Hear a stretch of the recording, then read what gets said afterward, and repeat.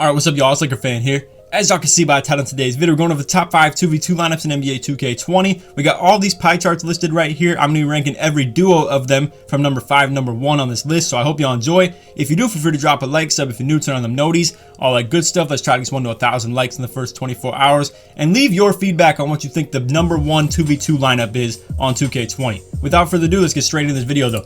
Coming in number 5. We have the PLAYSHARP and the slash defender, also known as the playmaking shot creator or the finisher or the paint beast, whichever of the titles you want to go with. So pretty much I'm saying this could be anything between a small forward or a center, where it's the slash defender at the big man spot and then a PLAYSHARP at the 1. You're going to see this is what we're going with. The guy at the 1 is going to be at the left, the guy at the big man spot is going to be on the right. So to talk about what this lineup is good for and what it's bad for, because obviously with number 5 comes 4 lineups that are better than this one. The struggle with this lineup is obviously the whole inside big man thing, and me personally, this is exactly what I use. I use the 6'9 finisher and then run with the 6'5 PLAYSHARP with, you know, solid defense and stuff like that too. Now the reason I say that it should definitely be 6'5 and I would recommend to upgrade your defense is because on 2v2, you know, it's always going to be the play lock ISO meta where it's just going to be hop dunk, hop dunk, hop dunk. And then, you know, if you do guard up on them, they're just going to respect the 3 and they're going to be able to just drive right past you. So anyway, my whole point is you got to have defensive ability when it comes to anything on this court. And that is the one struggle of this lineup. And that's why, like I said, it's at number 5. There are 4 that are better than this. So what it's good for, the pick and roll, obviously the off dribble fade, stuff like that. You can get the step back 3s if the other team is hesitant to switch on them and all that types of stuff. But like I said, there are definitely better lineups on here, so we're going to get straight through with that. Coming to number 4, we have the two-way sharp and rim sharp. So a lot of people may be questioning this one right here where it's 2 red and greens, right?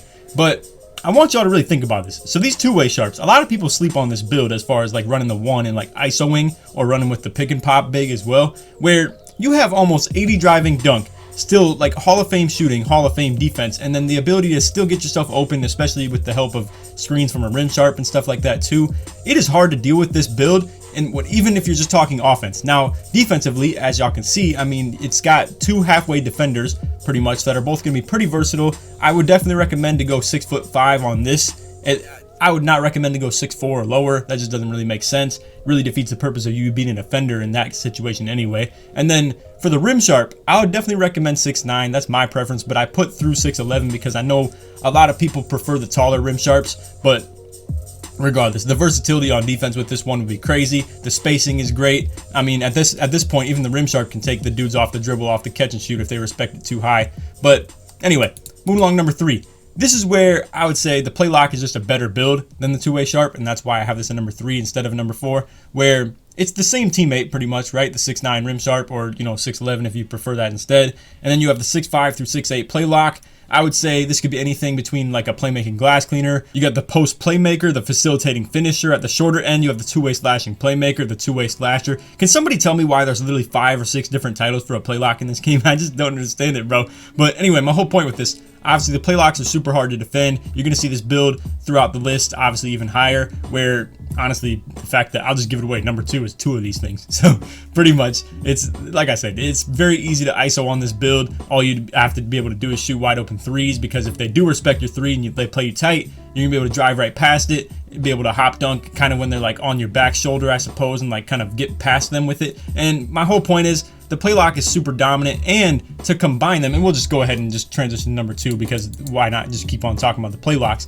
So you can see number 2, like I said, is going to be 1 play lock between 6'5 and 6'8, and the second one is going to be either 6'7 or 6'8. I think you definitely want to keep the height around 6'8 or 6'7 with the big man spot. I think 6'8 is probably the perfect like height when it comes to the 2v2 stuff, because anything lower might just be a struggle. Now me personally, I actually made a build for Legend that is a 6'7 play lock, and I'm going to try to play the 2 with it as well. And then I'm going to try to play the 3 on 3v3. Regardless, to stay on topic with this, the whole Hall of Fame dimer thing is massive, because for you guys to both have Hall of Fame dimer if you run the duo of this, it just instantly, you know, improves the catch and shoot ability, even though you are supposed to have weaker shooting ability. Now you can even shoot off the top of the key with these things. You can both keep Hall of Fame floor general, Hall of Fame defensive leader for each other. It's ridiculous what you can do with these builds, and it all adds up. 10 shooting badges with roughly maybe, you know, with the shorter play lock, if it's a two-way slash playmaker, you could probably have around 10 or 11 finishing.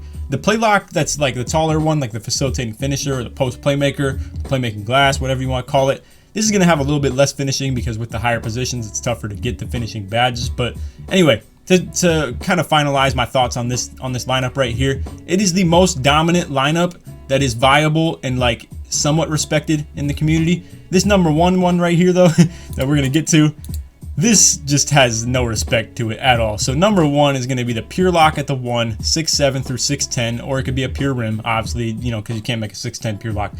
Or you have the quote-unquote post scores, so the pure stretch, the pure finisher, or the finishing and stretch combo, where pretty much, you know, the quote-unquote post scoring that's being done right here is either just always, you know, fading contested, shooting hooks contested, or doing both pretty much. So that's what this lineup consists of. And then with that comes somebody sitting paint, where you're fishing for the rebounds off missed shots. This guy doesn't even have to be able to shoot. And this is where, you know, post scores last year, they were dominant, right? But at least they were more respectable. You had to have the isolation post scoring. You could pretty much double team off that lockdown if you wanted to, and at least make somebody who's a pure lockdown have to shoot the ball. Now, obviously that was a little easy to do. Last year's game was pretty easy to shoot on. This one is still the same. But fact of the matter is, this year, you know, these locks don't even have to be able to shoot, because all they do is just sit in the paint, grab rebounds all day. Also, I don't know why I did this right here instead of this, and it's really bugging me, so I apologize to those who it's bugging as well. But anyway, to stay on topic with this lineup, this is the least respected lineup in the game. It takes the least amount of skill, yet it's the best one in the game too. Now, this is where on the channel we have this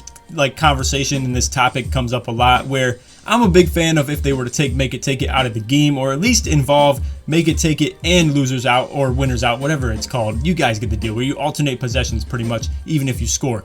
I wish they had both in the game, because if it was alternating possessions, this lineup would be obsolete. It wouldn't even be all that good. You would get consistent twos, but you could never get 3-pointers up. I'm talking literally never. Like this guy, he wouldn't even be able to bang them consistently good enough to, like, you know, compete with the whole alternating possessions. And then at that point, like this build can't create a shot for itself from the 3-point line either. So pretty much what I'm saying is alternating possessions would make this lineup go extinct and not even be a top 5 lineup probably. But because it's make it take it, builds like post scores and, you know, lockdowns who constantly just put up consistent 2-point shots on the 2v2 just rule. And obviously that goes with like slashing or ISO and anything to go with that as well. I just feel like, let me know what you guys think of that. We have this conversation for all my subs, and you guys have probably heard me talk about this a couple of times, but for anybody who's new to the channel, let me know what your thoughts are on that. And obviously you can restate them if you're subbed to the channel and you've already like let me know what you think of that. You can restate it and just tell me again. But pretty much what I'm saying is, without make it take it, the post scores are pretty much irrelevant. That's all I have to say about that. But again, to kind of just address what they are good for because of make it take it, builds like this, they provide great defense. You can get through screens. It kind of hides this guy's lack of speed if you go with the 7-3. And if you have like the 6-7 pure lock, he can just get through screens really good.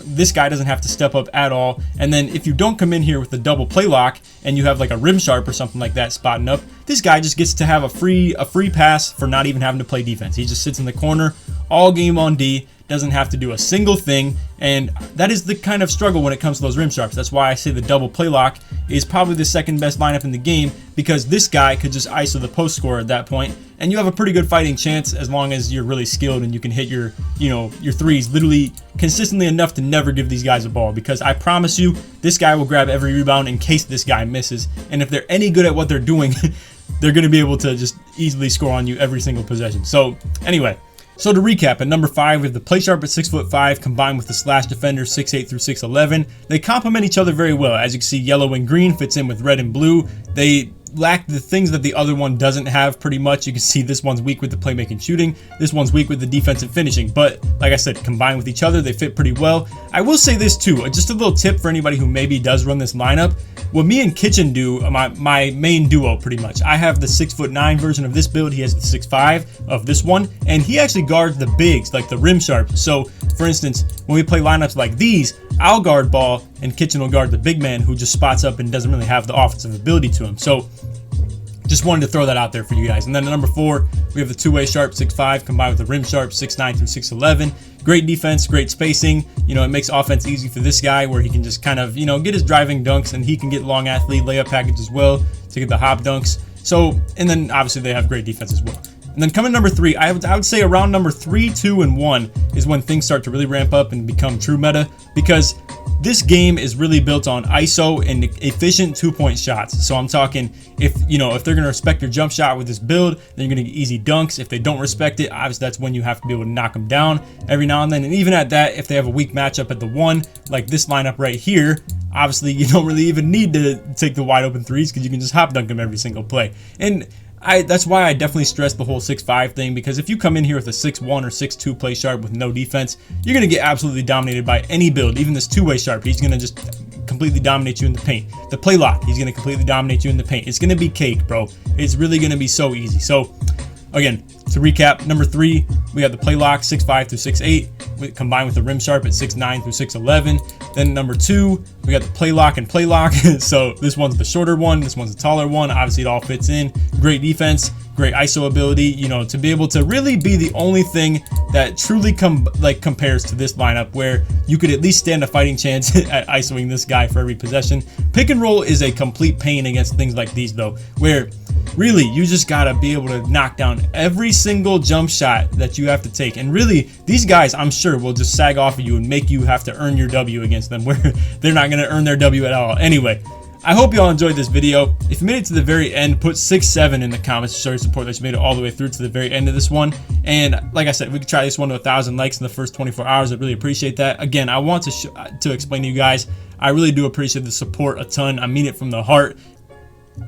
And speaking of from the heart, as y'all can see, I'm literally recording this outro at 5 a.m. But speaking from the heart, I really want to make sure I get this point across. So I'm going to just say this unapologetically and 100%. Me, I don't know how many of y'all know that I am white. I mean, I've had a couple comments that, say otherwise, or they think otherwise. But I am a white man in this country. And I want to show my love and appreciation for all my black viewers out there. I know I have a very large audience that's made up of a lot of black young or old men, that I really do appreciate y'all 100% for supporting me. And again, I don't know how many people really know about my race or color, religion, creed, anything like that, but again, I just appreciate y'all for appreciating me, regardless of my race or anything like that. And I just want y'all to know it's love both ways. So, and I'm not sure where we stand as a country nowadays. I know the media is trying to split everything up, make this a white versus black thing, but it's not like that from me, and I know it's not like that from y'all. So I do appreciate everybody appreciating me. If you made it to the very end of this video, put BLM in the comments to show your support that you made it all the way through. And lastly, I keep on forgetting to address this on Twitter or even in my videos. Rest in peace to George Floyd, man, and everybody else included. And like I said, y'all know where I stand on this, and y'all know my intentions, and you know where I am at in this whole situation. So anyway, like I said, I hope y'all enjoyed the vid, and hope you enjoy more to come as well. I know this is kind of your distraction from all the hysteria in the real world as well, but I do appreciate y'all, like I said, appreciating me. So anyway, that's all for the vid. Hope y'all enjoyed. And on that, take it easy, man. Peace.